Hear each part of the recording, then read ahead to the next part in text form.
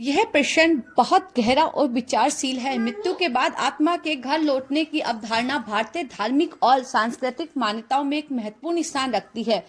गरुड़ पुराण में दी गई जानकारी के अनुसार मृत्यु के बाद आत्मा का एक विशेष यात्रा से गुजरना होता है। यमदूत आत्मा को उसके कर्मों का लेखा जोखा दिखाते हैं और फिर 24 घंटे के लिए उसके घर वापस भेज देते हैं। इस समय आत्मा अपने परिवार से मिलना चाहती है, लेकिन यमदूत उसे रोकते हैं।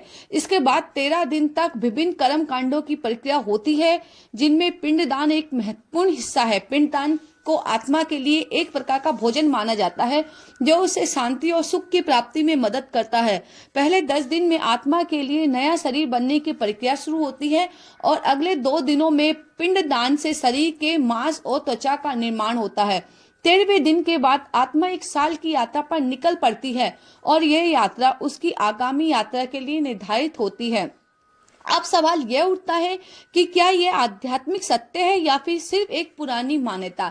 यह मान्यता कई सदियों से चली आ रही है और बहुत से लोग इसे अपनी धार्मिक आस्थाओं के आधार पर स्वीकार करते हैं, लेकिन आज के विज्ञान और तर्क के दृष्टिकोण से इस एक पुरानी विश्वास प्रणाली के रूप में देखा जाता है, जहां एक और धार्मिक आस्थाएं आत्मा के जीवन के बाद की यात्रा को एक महत्वपूर्ण सत्य बनाती है।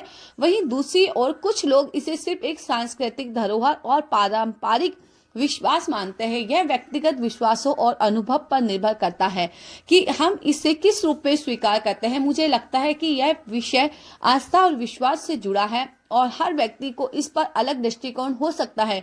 विज्ञान और तर्क इसे किसी निश्चित रूप में साबित नहीं कर सकते, लेकिन धार्मिक और सांस्कृतिक संदर्भ में यह एक महत्वपूर्ण हिस्सा है।